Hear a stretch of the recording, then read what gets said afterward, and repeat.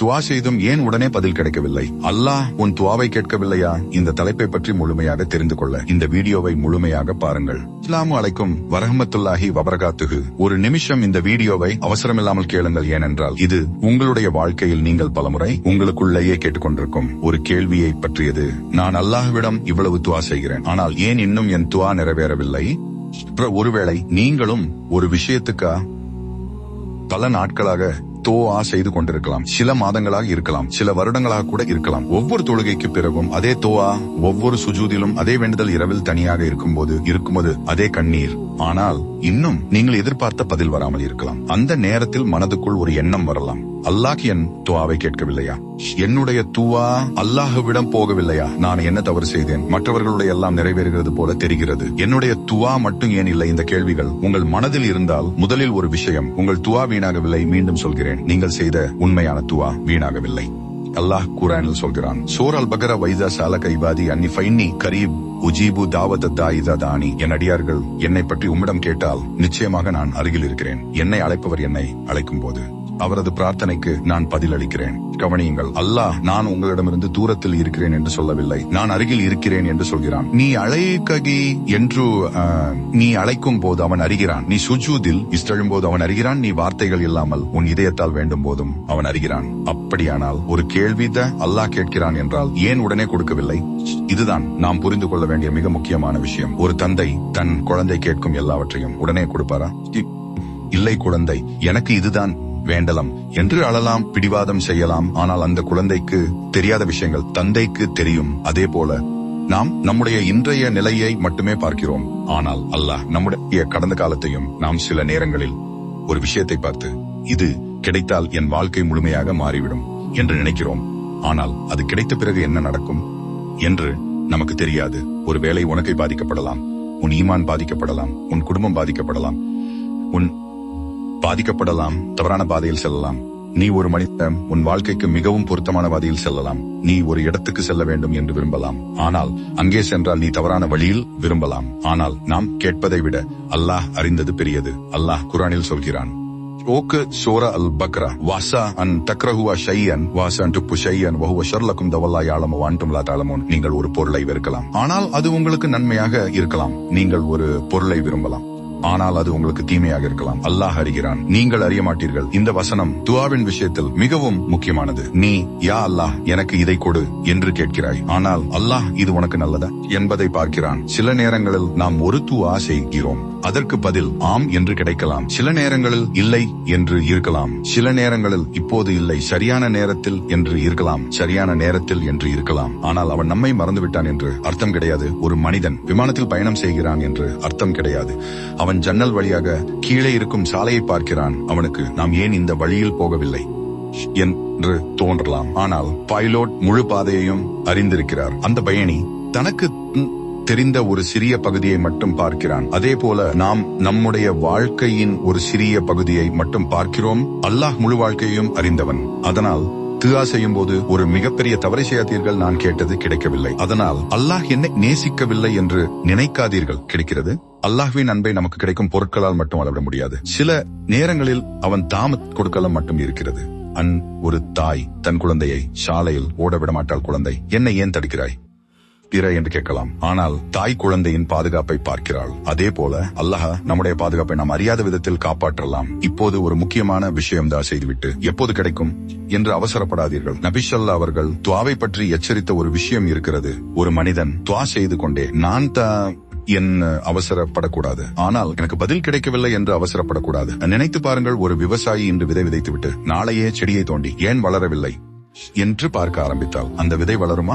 இல்லை. அவன் மண்ணுக்கு தண்ணீர் ஊற்றுவான், பாதுகாப்பான், காத்திருப்பான். அதே போல அவன் மண்ணுக்கு தண்ணீர் போல துஆ சில நேரங்களில் நம்மிடம் இருந்து சபர் கேட்கிறது. நீ ஒரு துஆவை பல வருடங்களாக செய்து கொண்டிருந்தால் அதை விட்டு விடாதே.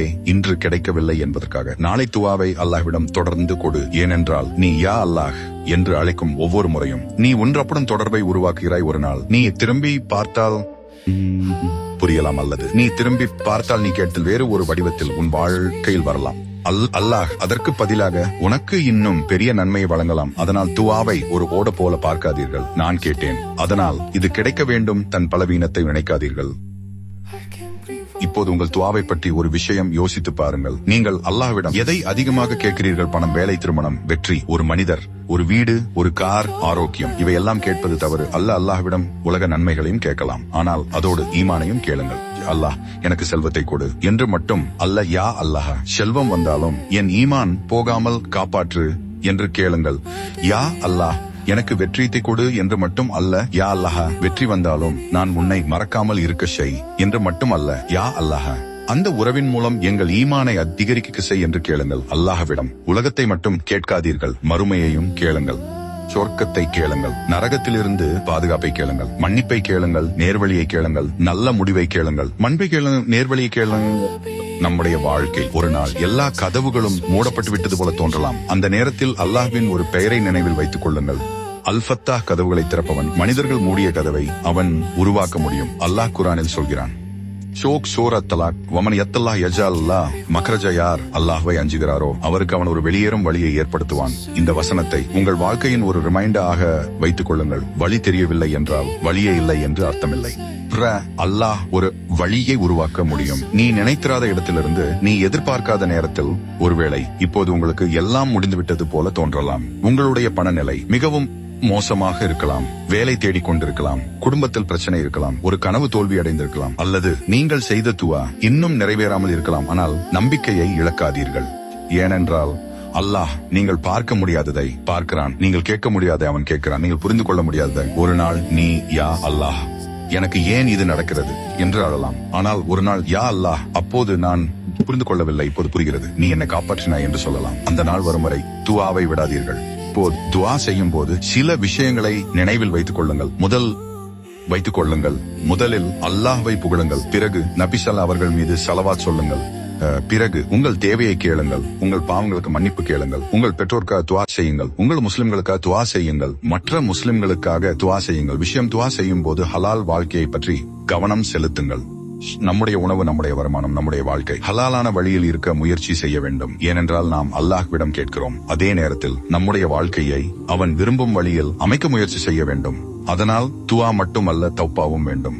யா அல்லாஹ் எனக்கு கொடு என்று கேட்பதோடு யா அல்லாஹ் என்னுடைய பாவங்களை மன்னி என்றும் கேளுங்கள். அல்லாஹ் குர்ஆனில் சொல்கிறான், ஷோக் சூரன் ஃபகுல்து இஸ்தக்ஃபிரு ரப்கும் இன்ன கான கஃபரன் யுர்சிலிஸ் ஸமா அலைக்கும் மித்ராரன் வயம்தித்கும் பிஅம்வால் வபனீன வயஜல் லக்கும் ஜன்னாத் வயஜல் லக்கும் அன்ஹாரன். உங்கள் இறைவனிடம் மன்னிப்பு தேடுங்கள், நிச்சயமாக அவன் மிக அதிகமாக மன்னிப்பவன். அவன் உங்களுக்கு வானத்திலிருந்து தொடர் மழையை அனுப்புவான், செல்வங்களாலும் பிள்ளைகளாலும் உங்களுக்கு உதவி செய்வான், உங்களுக்காக தோட்டங்களையும் ஆறுகளையும் ஏற்படுத்துவான். அதனால் உங்கள் வாழ்க்கையில் இஸ்திக்ஃபாரை அதிகப்படுத்துங்கள். இஸ்திக்ஃபார் என்பது வாயால் வார்த்தைகளை மட்டும் சொல்லுவது அல்ல.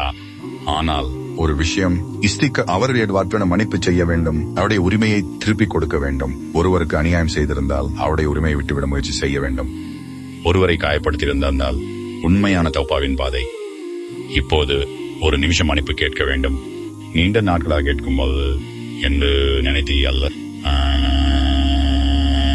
நீண்டம் அல்லாஹ்விடம் கேட்கும் விருப்பாவை மனதை இந்த ஒரு வித்தியாசத்தோடு, யா அல்லாஹ் எனக்கு இதை மிகவும் விருப்பம், ஆனால் எனக்கு இதயத்தை அதிலிருந்து திருப்பிவிடு, அதற்கு பதிலாக எனக்கு சிறந்ததாக என்னுடைய மனதை உன் முடிவில் திருப்தியாக வைத்திரு என்று கேளுங்கள்.